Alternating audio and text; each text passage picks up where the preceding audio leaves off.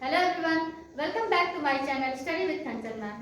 दोस्तों, अब तक मैंने नाउन, प्रोनाउन, इनके काइंड्स के वीडियो बना चुकी हूँ। आप देखे होंगे, आपको अच्छा लग रहा होगा। यदि मेरा वो वीडियो आपको पसंद आता है तो मेरे मोटिवेशन को बढ़ाने के लिए आप उसे लाइक, सब्सक्राइब और शेयर जरूर करें।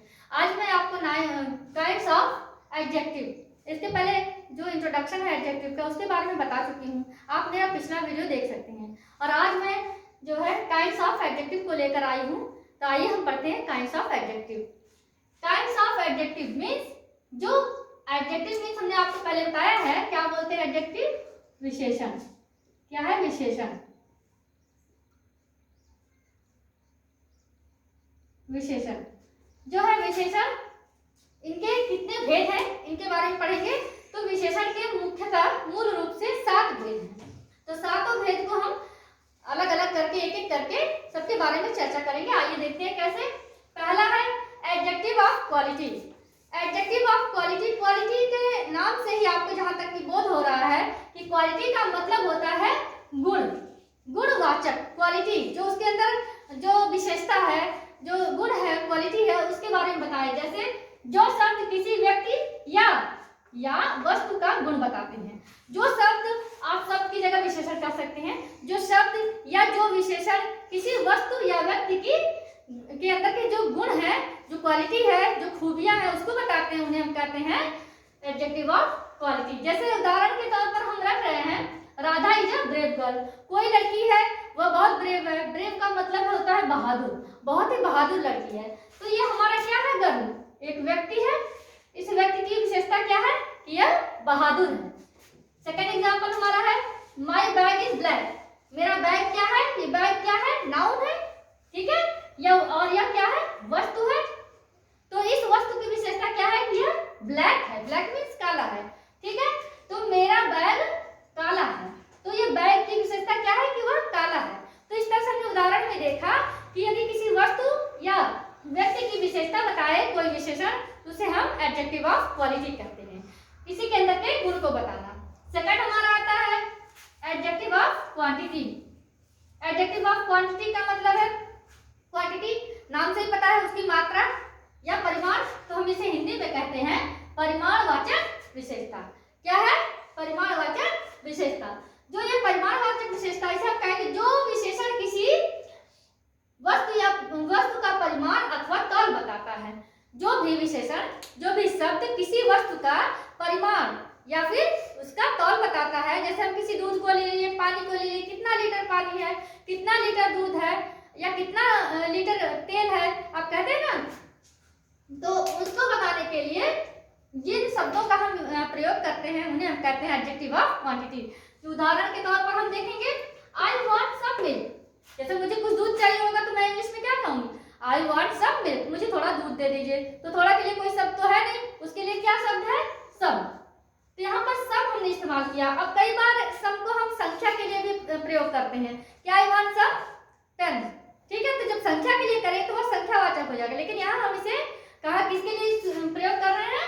परिमाणवाचक, मतलब तौल के रूप में। हमें थोड़ा सा ही दूध चाहिए, आई वांट सम मिल्क। तो सम यहाँ पर क्या है? परिमाणवाचक विशेषण। तो second example he has much money. वह जो है ही हैज, वह ज्यादा पैसे रखता है, उसके पास ज्यादा पैसे हैं। तो ज्यादा बताए में कितना ज्यादा, वो हमें कुछ एकदम एक्यूरेट तो बता नहीं रहा है। तो हम क्या करें? लंब सम, ही हैज मच मनी, उसके पास ज्यादा पैसे हैं। तो इस तरह से जो सम है और मच है, यह हमने परिमाण या तौल को बताने के लिए प्रयोग किया। तो यह कैसा है? परिमाणवाचक विशेषण। समझ आ गया होगा। आगे आते हैं एडजेक्टिव ऑफ नंबर, संख्यावाचक। इसके पहले हमने अभी सम को बताया कि आई वांट सम मिल्क। सम को हमने वहां पर तौल के रूप में प्रयोग किया था, तो वह परिमाणवाचक था। यहाँ भी हम सम को यूज कर सकते हैं, तो वह हो जाएगा संख्यावाचक। संख्यावाचक के लिए कुछ और उदाहरण है। जैसे Meera has 2 balloons. Meera has 2 balloons. Meera के पास 2 बैलून्स हैं। तो ये क्या नंबर को इंडिकेट कर रहा है? 2 ही बैलून उसके पास है, ठीक है। मतलब एक्यूरेट बता रहे हैं कि उसके पास 2 ही बैलून है। तो यहाँ पे 2 बैलून को बताया, तो यह क्या हुआ? संख्या को बता रहा है। सेकंड आता है Rahul got first position in the class. Rahul नाम का एक लड़का है जिसने फर्स्ट पोजीशन मीन्स प्रथम स्थान ग्रहण किया अपनी क्लास में। तो यहाँ पर फर्स्ट जो है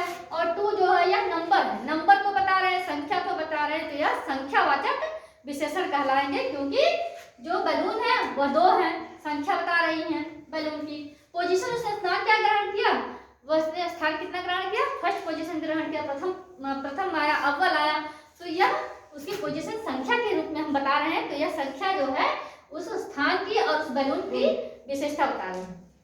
अगला आता है संकेतवाचक विशेषण। जो संकेतवाचक विशेषण है हम पहले भी पढ़ चुके हैं सर्वनाम में। अब यहाँ इसमें बोलते हैं इंग्लिश में डेमोन्स्ट्रेटिव एडजेक्टिव। डेमोन्स्ट्रेटिव एडजेक्टिव में संकेतवाचक विशेषण, जो शब्द या विशेषण किसी व्यक्ति या वस्तु की ओर संकेत करे, मतलब वस्तु या व्यक्ति की ओर संकेत करे, नाउन की ओर संकेत करे, तो या फिर जो है ऑब्जेक्ट है उसकी तरफ संकेत करे, तो उसे हम कहते हैं संकेतवाचक। उदाहरण में आएंगे क्लियर हो जाएगा। तो पहले हम कहते हैं दिस बुक इज माइन या दिस मार्कर इज माइन। यह मार्कर क्या है, अकेले है और यह मेरे पास है, तो मैं दिस का प्रयोग करूंगी, दिस मार्कर इज माइन। तो यहाँ पर देखिए ये जो बुक थी या मार्कर थी, ये क्या है, नाउन। इस नाउन के पहले हमने क्या इस्तेमाल किया, दिस। तो यह दिस का मतलब यह अकेले यहाँ पर मेरे पास में है, यही मार्कर, इसी के बारे में कह रहे हैं यह। तो यह क्या है, यह बुक या मार्कर मेरी है। तो यहाँ पर यह दिस जो है डेमोन्स्ट्रेट संकेत कर रहा है कि इसी मार्कर को कहा जा रहा है, दूसरे मार्कर को नहीं। फिर इस तरह दीज बॉयज आर क्लेवर। जब बहुवचन की बात करेंगे बहुत सारे, तो कहेंगे यहाँ बहुत सारे लड़के बैठे हैं, हम कहें दीज बॉयज आर क्लेवर, ये सभी लड़के बहुत चालाक हैं।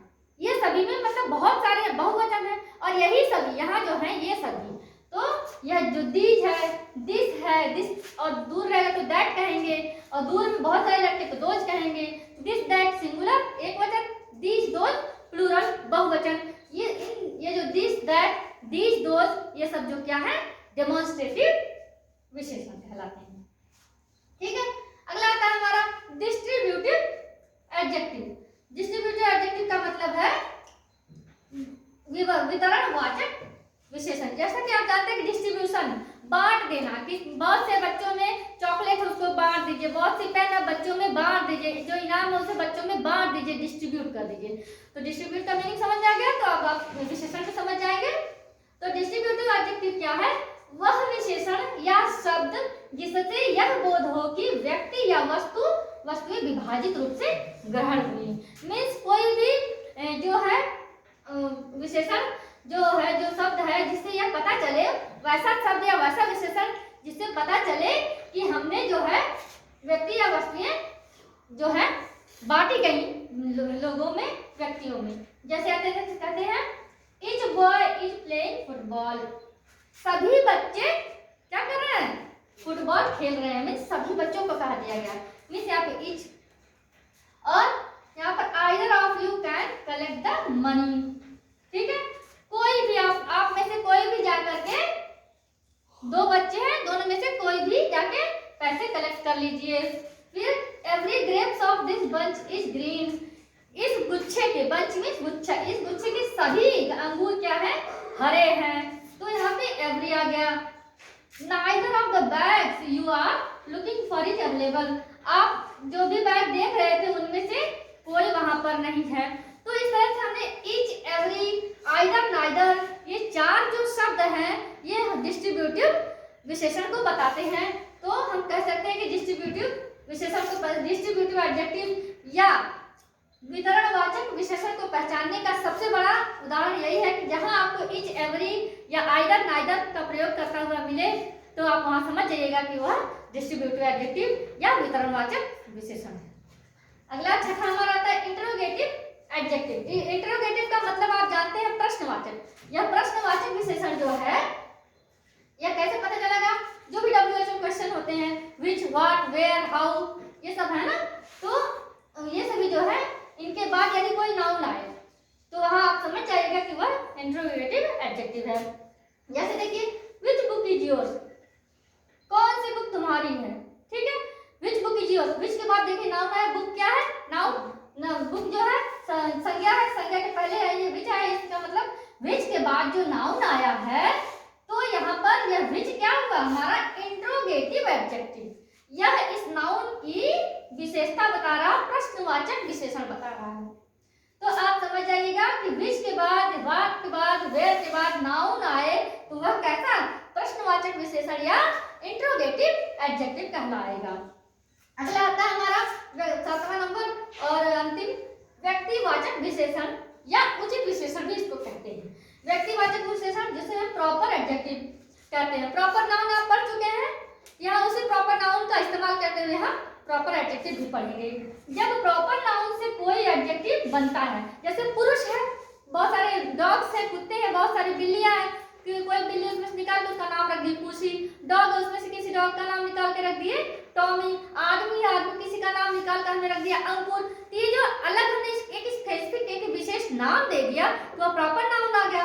तो यहाँ पर उसी प्रॉपर नाउन से कोई एडजेक्टिव बनता है, उसी प्रॉपर नाउन का इस्तेमाल करके जब हम एडजेक्टिव या विशेषण बनाए तो उसे प्रॉपर एडजेक्टिव कहेंगे। तो जैसे देखिए उदाहरण में, I have an English book. Book क्या है भाई? किताब है, जातिवाचक है। तो जाति में से उस किताबों में से निकाल दिया हमने, इंग्लिश की बुक है या हिंदी की बुक है, तो एक पर्टिकुलर नेम दे दिया तो वह क्या हो गया? Proper noun.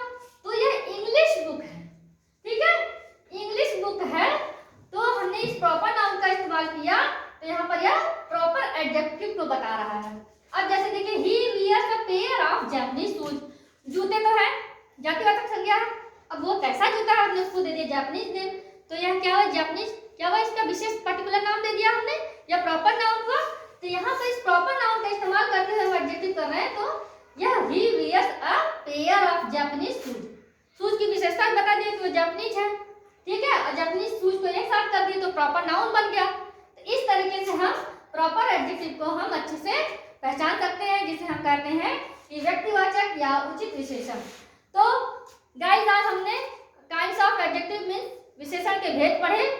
उम्मीद है कि आपको समझ आया होगा। यदि मेरा यह पढ़ाया हुआ आपको समझ आए तो मेरे मोटिवेशन को बढ़ाने के लिए आप मेरे चैनल को लाइक, सब्सक्राइब और शेयर जरूर कर दें।